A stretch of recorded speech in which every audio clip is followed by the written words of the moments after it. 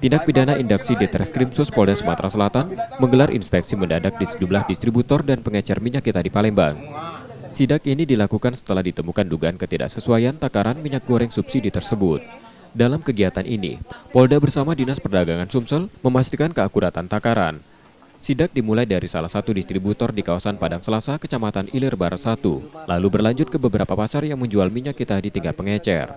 Petugas memeriksa takaran dengan menuangkannya ke wadah ukur guna memastikan isi sesuai dengan yang tertera di kemasan. Kasubdit 1 Tindak Pidana Indaksi Ditreskrimsus Polda Sumsel, AKBP Andri Setiawan mengatakan hasil sidak sejauh ini belum menemukan kecurangan dalam takaran. Minyak kita yang beredar di Palembang berasal dari 2 produsen yang ada di provinsi ini. Meski demikian, sidak akan dilakukan secara berkala untuk memastikan tidak ada oknum yang bermain curang. Jika ditemukan pelanggaran, Polda Sumsel akan menindak sesuai aturan hukum.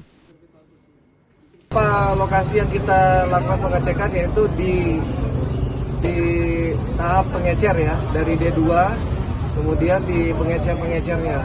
Termonitor dari hasil pengecekan, sesuai dengan harga headnya, itu masih sesuai ya, di bawah 15.700. Rata-rata ada di 15.500. Kemudian dari kemasan, termonitor untuk kemasan untuk minyak kita itu ada dari produsen yang ada di Palembang. Satu dari PT SAP dan satu lagi dari PT Musimas ya. Tidak ada termonitor untuk produk minyak kita yang berasal dari produsen di luar Kota Palembang. Itu hasil yang kita temukan fakta-fakta saat ini. Namun kita akan tetap melakukan pengecekan untuk secara kontinu bersama dinas terkait.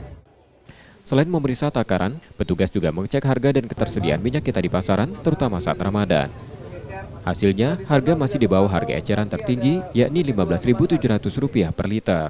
Polda Sumsel juga membuka saluran aduan bagi masyarakat yang menemukan dugaan kecurangan, baik dalam takaran, stok, maupun harga minyak kita. Rizky Oktora, Kompas TV, Palembang, Sumatera Selatan.